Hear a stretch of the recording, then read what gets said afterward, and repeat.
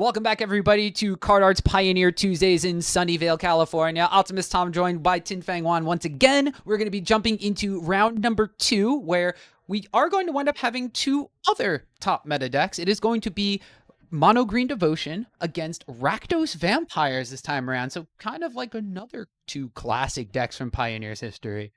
Mono Green Devotion kind of went away for a little bit when Karn was removed from the format.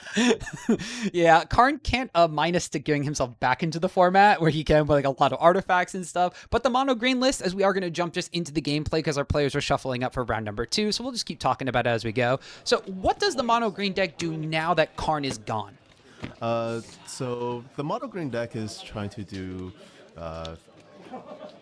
focus on what it used to do really well, which was just generating these overwhelming board positions, or generating a lot of mana, but instead of having a combo line to go through to win the game on the spot, the mono green devotion deck is looking to draw into Uvenwald Oddity, which combined with a overwhelming board position just tramples through opponent's life total.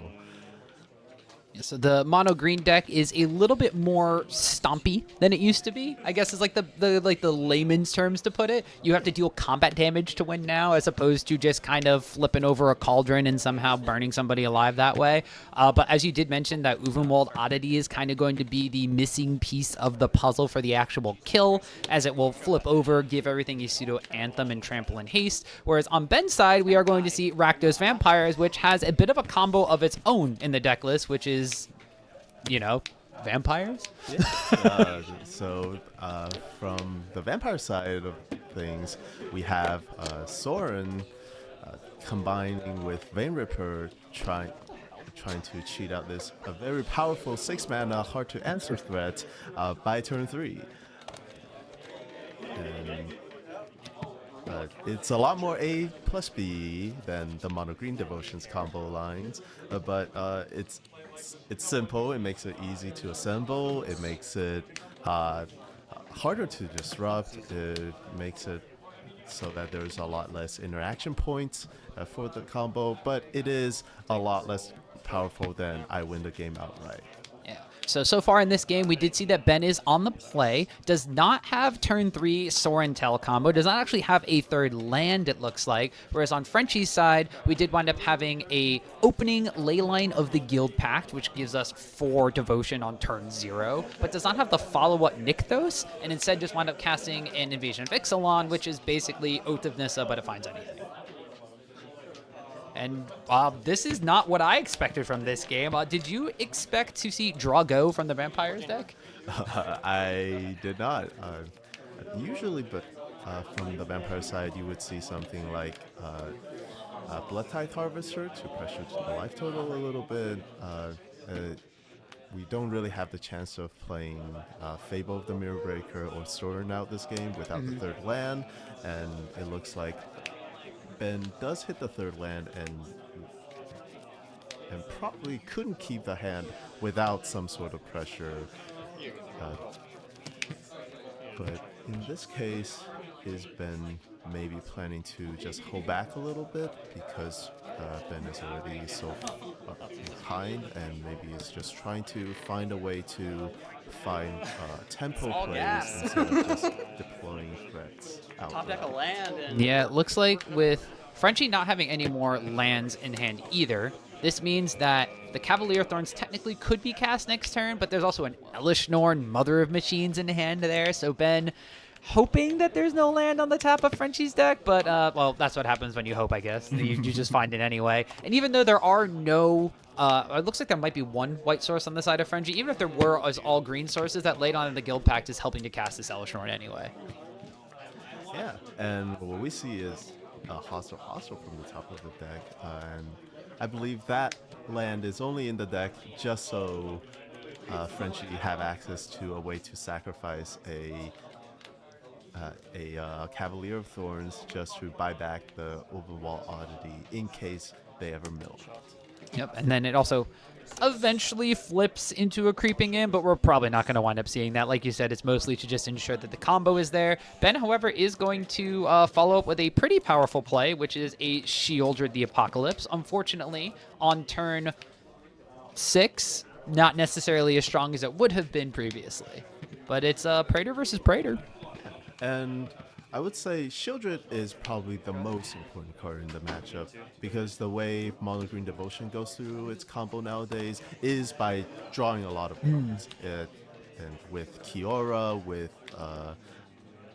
Outcaster, so they're both ways to draw cards whenever Frenchie plays a 4-power creature, and that ensures Frenchie will always have ways to spend mana while having like a large amount of mana off of Nykthos. So you're saying the Shieldred here is actually extremely good because in addition to those card draw things, Elistron doubles all those triggers, right? Elishnorn does. Yeah, so Uh, a lot of damage that Shieldred can deal then. yeah, just play a 4-drop, draw 2 cards, lose 4 life. Yeah, not the greatest. And actually, that Star in the Festival winds up hitting the graveyard here. Frenchie top deck a Lair of the Hydra, one of the only comes into play tapped lands in the entire Mono Green Devotion deck, and was unable to rip that 6 mana spell. So it does look like that Ben getting a little bit of a breath of fresh air here. Frenchie does draw a card for turn, so Shieldred triggers always on the stack. But Ben also just representing a lot of removal options and not out of this game despite being stuck on 2 lands at the start. Yeah, it looks like Ben is pulling back into the game. We saw that there's a Fable of the Mirror Breaker in hand, and Ben decided to pass a turn. So most likely there's something even better than playing that Fable on the spot. You got it. So Frenchie going to be playing another Invasion of Ixalan here, which unfortunately when I try to pull that one up is sideways. So the Invasion of Ixalan number 2, looking at the top 4 cards of the library. It looks like Frenchie picked up 5 cards. Was it 5 cards? Maybe I'm just getting it wrong because this is not a card that I play a ton of. So it could just be 5 cards. And yeah, it is top 5 cards. You're right. And so going to be finding a Nykthos though. So now we're gonna have a lot of fun. Finding a Nykthos, we have 7 to flip the order. 8 devotion on this board, and that does mean that it's enough devotion to immediately flip this Overwall Oddity, and Frenchie is looking to pressure Ben's life total a little bit. I think this might be game because everything is getting an additional +1/+1, and yeah, unfortunately for Ben, looked to be stabilizing there at the last second, but the top deck Invasion turning on that Nykthos and then just completely running away with the game after that one. So Frenchie going to be taking game number 1.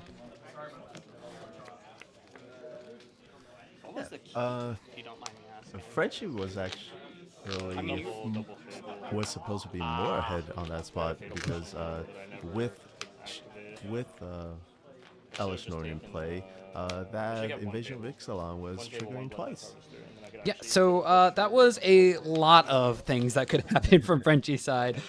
Frenchie is one of the players that, before the Pioneer Evening, actually submitted their deck list to us. So we do have the actual full 75 that we can kind of scroll around and look at, or if you want to click on the deck link, you could also just pull up the text version of it. But this time around, we get to know exactly what they may want to bring in against the Rakdos Vampires from their side. So Tinfang, let me know if you're Frenchie, you're playing Rakdos Vampires as mono green, you're up a game, what you're bringing in. In this matchup, I think Shieldred is still the most important thing you want to answer. It doesn't look like there is great ways to answer a Shieldred from this sideboard, and there typically isn't a great way for mono green to answer a creature. We have Pick Your Poison to potentially answer any Vein Rippers or any artifacts or enchantment sideboard cards that Ben might want to bring in. We have Tail Swipe, which can let you fight a Cavalier against a Shieldred to potentially answer it, or just answer any small creatures like Fable tokens or a Blood Tithe Harvester. Obstinate Baloth if you're expecting Lilianas to come in, but most likely not. We do also have a one of Cityscape Leveler in the sideboard to kind of covers the top end of the curve, being able to have this card that's just always nice to have in these games where attrition really matters, where your opponent is trying to hand disruption you in these games where you are going to get to the late game with a ton of mana. And now, I don't mean to put you on the spot, but I'm going to. Little Birdie told me that you had to give Ben some cards when you showed up too, so I'm assuming you know what's in his deck. So if you're in Ben's spot and you're the Vampires player, what are you putting in against Mono Green? I believe Ben have access to Damping Sphere in the sideboard. It is always difficult to try to board in these hate against Nykthos from these mid-range decks because the mono green deck just have a really good plan B. We saw the plan B in action there game mean, I was number just- one. Turn things sideways. Yeah, just kind of turn things sideways, get a little damage in, get a lot of damage in. The game is over. it's Oops, I sideboard. didn't get to combo. Kill things. That's So, one of the best ways to sideboard against this deck. Ben is most likely bringing in things like Extinction Event, because notably for a lot of, I would say most of pre-board creatures in Frenchie's deck are mana cost odd, which does mean that Extinction Event will be able to act almost like a one-sided So board wipe. weird. Yep. What was it? The first. I think the creature that Uvenwald oddity might be the only even creature in the main deck. So just- yeah, that would be devastating. That would literally make Frenchie's entire board extinct.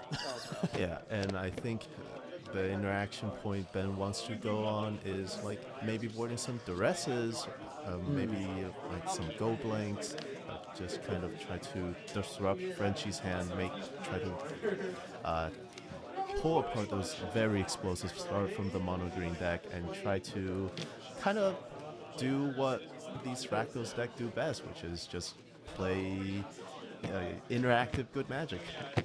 It does look like Ben, with that die on the battlefield, may be representing a mulligan down to 6 on the play. So you did pose a really good point here. The Rakdos decks kind of play that kind of discard, destroy, kind of grindy mid-range style game. But with the Vampires deck, they have a turn 3 combo. So if you're Ben and you mulligan away into a smaller hand, are you looking for interaction? Or are you looking for combo?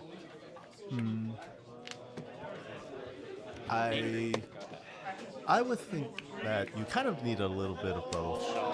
And I would probably say the interaction part is more important than the combo because the mono green deck can certainly play through a turn 3 Vein Ripper, but if you start the game with a turn 1 counterspell into either the Vein Ripper play or just more interaction, the mono green deck will likely fall apart or at least severely slowed down by those plays.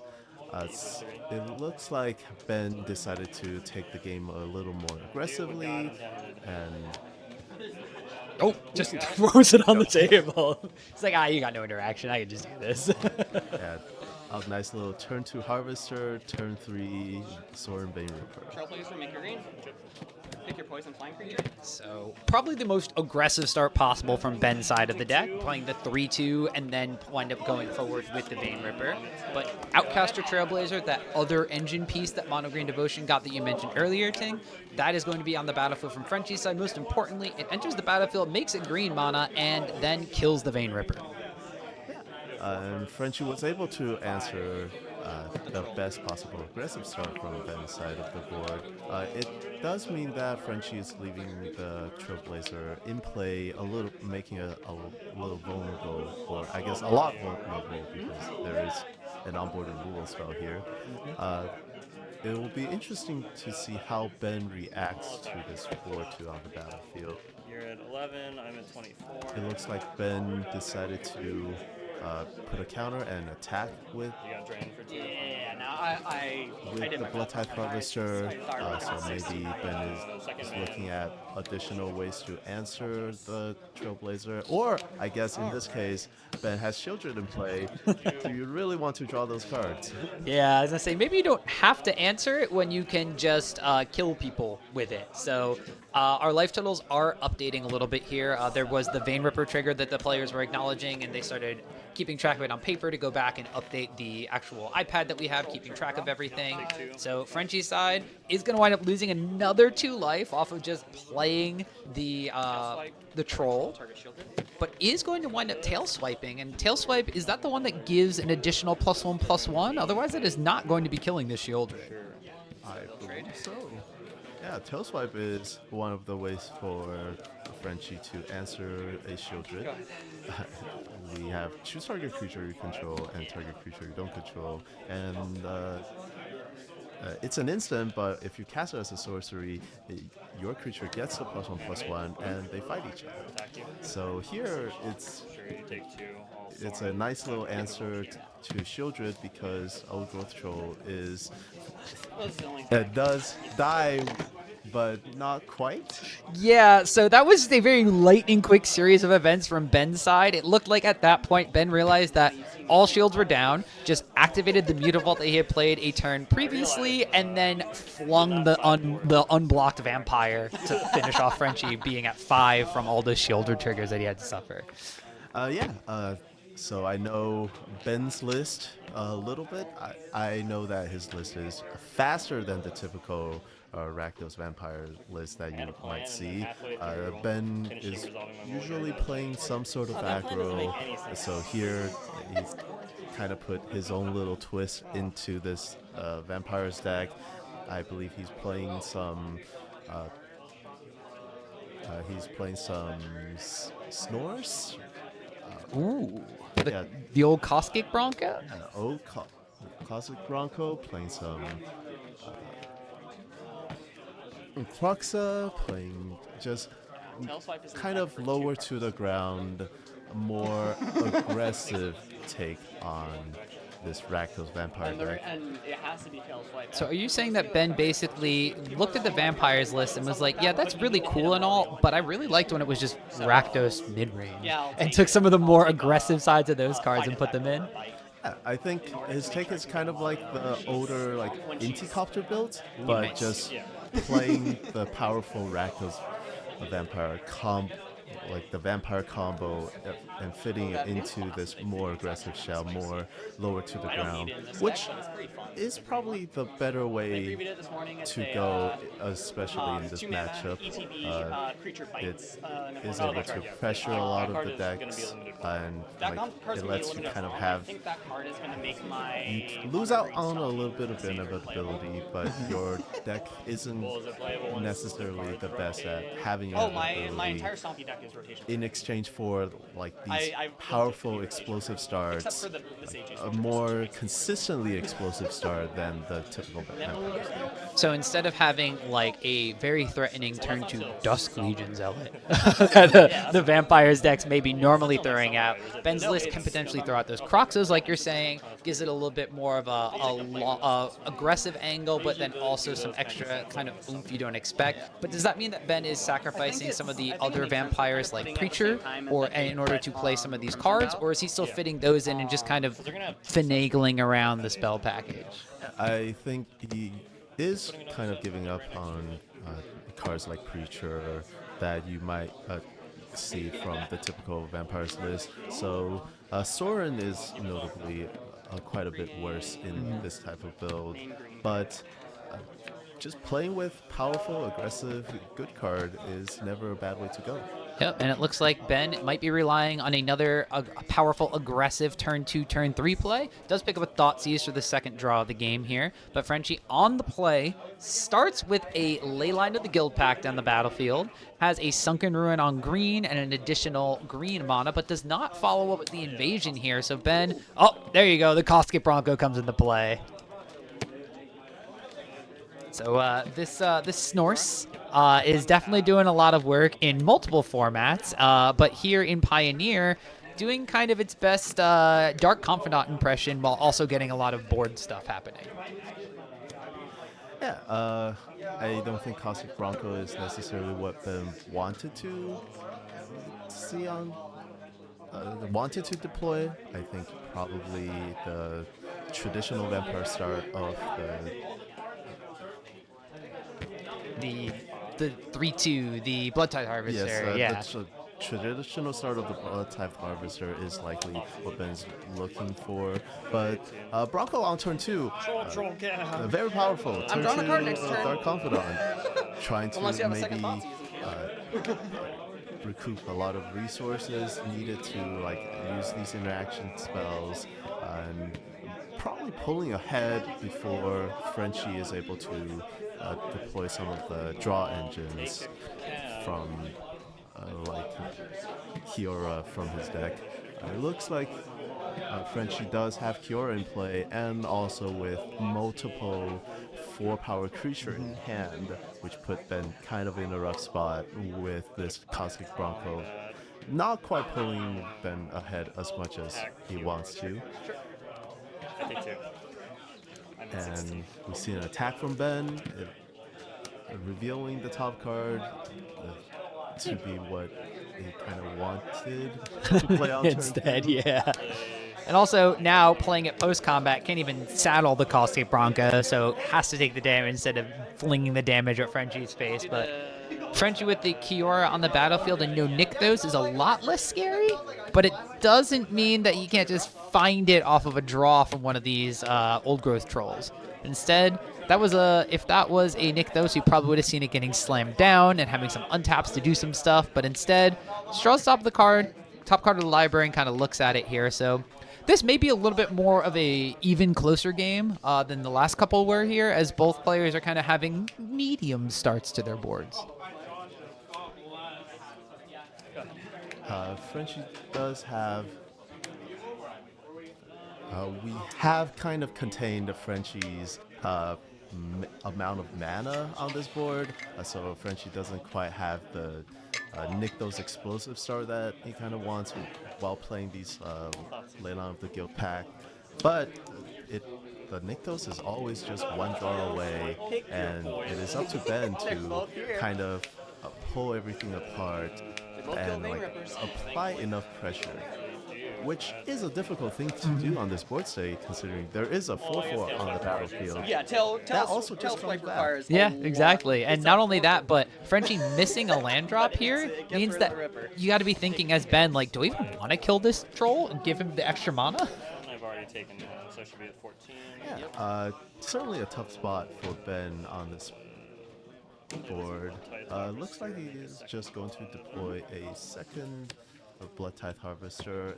Going to be interesting to see, and it looks like he does decide to use the Blood Tithe Harvester to remove the Old Growth Troll. It does come back, like you said, it does generate additional mana for the Nykthos deck, and it will stay on the board as additional devotion for Nykthos whenever Frenchie draws it. But it looks like Ben decided that it is time to just pressure the opponent. We're playing this aggressive build. We are kind of forced into playing a more aggressive plan than usual, and we are going to see just that, and attacking Kiora, trying to remove it from the battlefield after removing the Ogre Troll from the board. Frenchie right here is about one Nykthos away from really kind of popping off, but one thing Ben did do that kind of is hindering that top deck Nykthos from really kind of going to town, if it was there, is the fact that Kiora is now down to 1, and Kiora has to minus to untap something, so that means that the card draw trigger is no longer there if you do wind up finding that Nykthos and untapping it. But like you mentioned, with the Ogre Troll, it's 1, 2, 3, 4, 5, 6, 7, 8, 12 devotion that Frenchie has right now. So even without a cure on the battlefield, a top deck Nykthos is something that Ben is going to have a lot of difficulty dealing with unless he finds like a Shieldred or something here. Which I think is pretty safe. Yeah, we saw a interesting play from Frenchie there. It looks like he chose to pick your poison, naming artifact, making Ben sacrifice one of the 2 blood token on the battlefield. This does hinder Ben's ability to use the blood type harvester as a removal spell, and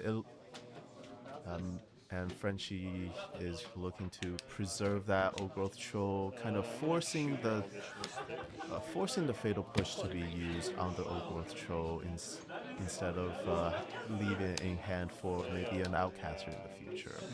And also, Ben decided to remove the elf from the battlefield as well. Using my forest as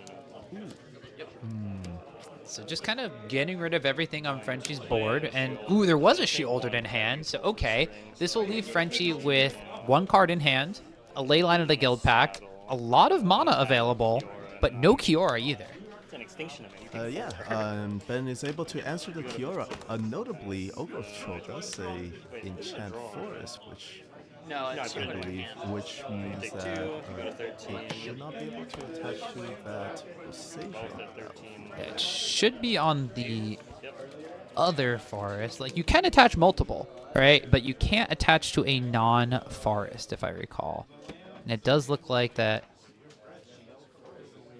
Yeah, it does say Enchant Forest, so It looks like both player maybe missed that, and we're Go to 11. going to continue onward. We are playing a Cavalier of Thorn. A nice little top deck from Frenchie, looking to find another, or find the first copy of Nykthos. But instead of finding a forest, but still milling over a copy of Storm the Festival, which gives Frenchie something to do with. Let's see, what is this? A 2, 4, 7, 8 mana? Yeah. So Frenchie is just 2 mana away from using this Storm the Festival, which does make Ben's play of removing that elf earlier look a lot better than I initially thought. Back to 13. On Ben's turn, we are shocking in a Blood Crypt. An extinction event naming Odd. well, Extinction Event for Odd does clear the way from that Cavalier. Follows up with the Blood Tithe Harvester. So now we have a way to crew Cosket Bronco. We have a Shieldred on the battlefield. This is 6 plus nothing. I said could have been lethal there with the untap and draw from Shieldred, but nah. Then you take 2. There's still plenty of damage, and Frenchie is really under the gun here. Really needs to draw something in order to come back in this game. Draw step. Frenchie lose 2 life to the Shieldred in play, and does Frenchie have it? No, it's just a pick your poison. So Frenchie throws in the cards quite literally there, and it is going to be Ben coming back and taking game number 3 there.